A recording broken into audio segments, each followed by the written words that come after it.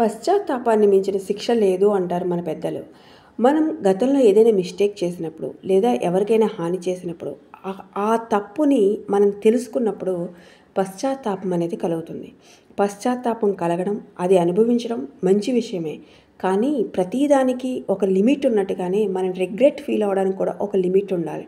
అలా లిమిట్ లేకుండా చాలామంది తమ రోజులో ఎక్కువ భాగం చేసిన మిస్టేక్స్ గురించే పశ్చాత్తాపడుతూ దాంట్లోనే స్టక్ అయిపోయి ఉంటారు. సో దానివల్ల మనం ప్రస్తుతం ఉన్న సోర్సెస్లోంచి ప్రస్తుతం చేయాల్సినటువంటి యాక్షన్ మనం ఏం పని చేయాలి అనే దాని మీద ఫోకస్ చేయలేము. దానివల్ల ఏమవుతుంది, ఎప్పుడు చూసినా గతంలో స్పెండ్ చేయడమే అవుతుంది. సో దాంతో మన గ్రోత్ ఆగిపోతుంది. సో మీరు కనుక పశ్చాత్తాపంలో ఎక్కువ టైం స్పెండ్ చేస్తుంటే ఈ విషయం తెలుసుకోండి.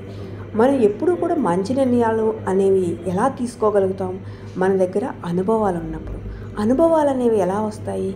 మనం తీసుకునేటువంటి డెసిషన్స్లో కొన్ని బ్యాడ్ డెసిషన్స్ తీసుకున్నప్పుడు లేదా మనం చేసే పనిలో కొన్ని మిస్టేక్స్ చేసినప్పుడే కదా మనకి దానివల్ల వచ్చే రిజల్ట్ నుంచే కదా మనకు అనుభవం వస్తుంది. సో అంచేత మనం తీసుకునే మంచి డెసిషన్స్ అనేవి మన అనుభవాల నుంచి వస్తాయి. అనుభవాలు అనేవి చాలా వరకు మిస్టేక్స్ నుంచే వస్తాయి. సో అంచేత దీంట్లో మనం రిగ్రెట్ చెందాల్సింది, ఎక్కువ టైం పశ్చాత్తాపడుతూ గడపవలసింది ఏమీ లేదు.